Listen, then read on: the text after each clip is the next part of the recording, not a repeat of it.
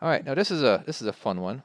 Okay, so we're gonna turn hard right, roughly around here, and if we start getting too close to the wall, then we can start pulling out a little bit. But this is basically the space was in front of us, and we have to back in. We basically have to point in the opposite direction that we came from.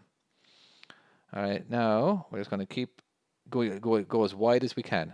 All right, just because it's just less.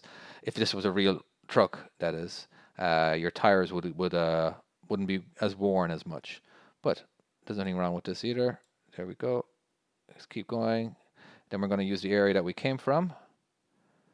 Okay, we keep going wide. Now we're going to go hard left. That's going to rotate our trailer a lot more.